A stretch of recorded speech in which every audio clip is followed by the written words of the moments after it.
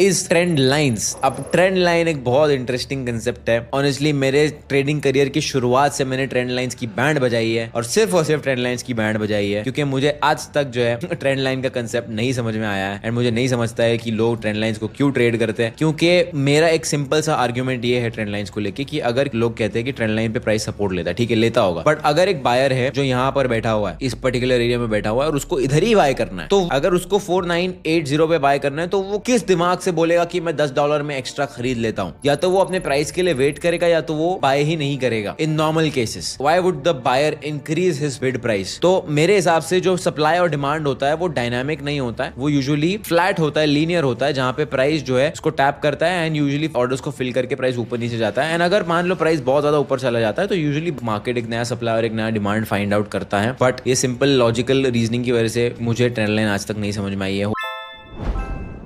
इस trend lines. अब trend line एक बहुत इंटरेस्टिंग कंसेप्ट है। ऑनेस्टली मेरे ट्रेडिंग करियर की शुरुआत से मैंने ट्रेंड लाइंस की बैंड बजाई है और सिर्फ ट्रेंड लाइंस की बैंड बजाई है, क्योंकि मुझे आज तक जो है ट्रेंड लाइन का कंसेप्ट नहीं समझ में आया है एंड मुझे नहीं समझता है कि लोग ट्रेंड लाइंस को क्यों ट्रेड करते हैं। क्योंकि मेरा एक सिंपल सा आर्ग्यूमेंट ये है ट्रेंड लाइंस को लेके कि अगर लोग कहते हैं कि ट्रेंड लाइन पे प्राइस सपोर्ट लेता है, ठीक है लेता होगा, बट अगर एक बायर है जो यहाँ पर बैठा हुआ है, इस पर्टिकुलर एरिया में बैठा हुआ है और उसको इधर ही बाय करना है, तो अगर उसको 4980 पे बाय करना है तो वो किस दिमाग से बोलेगा कि मैं $10 में एक्स्ट्रा खरीद लेता हूं? या तो वो अपने प्राइस के लिए वेट करेगा या तो वो बाय ही नहीं करेगा। In normal cases why would the buyer increase his bid price? तो मेरे हिसाब से जो सप्लाई और डिमांड होता है वो डायनामिक नहीं होता है, वो यूजुअली फ्लैट होता है, लीनियर होता है, जहां पे प्राइस जो है उसको टैप करता है एंड यूजुअली ऑर्डर्स को फिल करके प्राइस ऊपर नीचे जाता है। एंड अगर मान लो प्राइस बहुत ज्यादा ऊपर चला जाता है तो यूजुअली मार्केट एक नया सप्लाई और एक नया डिमांड फाइंड आउट करता है। बट ये सिंपल लॉजिकल रीजनिंग की वजह से मुझे ट्रेंड लाइन आज तक नहीं समझ। इस ट्रेंड लाइंस। अब ट्रेंड लाइन एक बहुत इंटरेस्टिंग कंसेप्ट है। ऑनेस्टली मेरे